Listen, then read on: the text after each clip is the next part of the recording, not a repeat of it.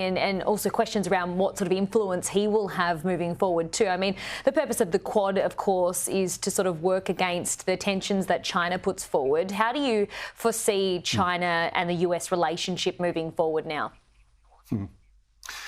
Look, China hates AUKUS. It hates the concept of AUKUS. It's not happy with the Quad. It sees all these things as about containing China. The Australian government, the US government and others, of course, have a very different take.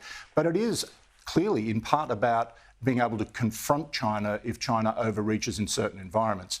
Even though the Quad is not a military agreement in any way, shape or form, but it is a foundation for security dialogue.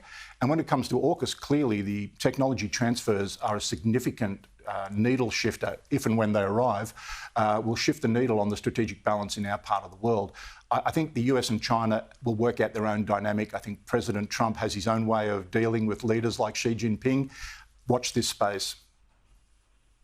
Absolutely. And another, a lot of key issues. There's the TikTok deal, whether China will agree to that, what happens with the Ukraine conflict too, and whether Trump, he said earlier that he's going to be speaking with Vladimir Putin. So it'll be really interesting to see sort of how that plays out as well.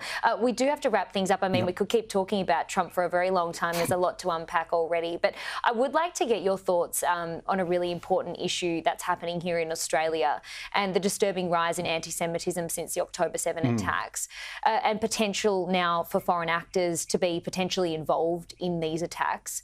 What are your thoughts on that? And has the Prime Minister allowed this to happen? Well, I think I'll just address the issue around foreign actors, which is I was surprised to hear that suggested connection being made. If it's true, this is a really significant development.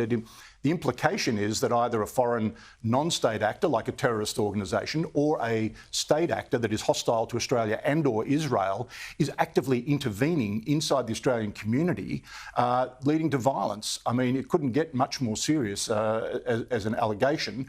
I think we need to give the police a little time and ASIO and others a little time to get to the bottom of this. But I think that we would all like to see some pretty clear statements around it, because it must give rise to a lot of disquiet inside the Jewish community if they believe this is being targeted and controlled or actioned from offshore. Yeah, definitely some concerns. And of course, the AFP saying here that there are tactics behind why they haven't released too much detail about this as of yet. Thank you so much for your time. I really appreciate it. Take care.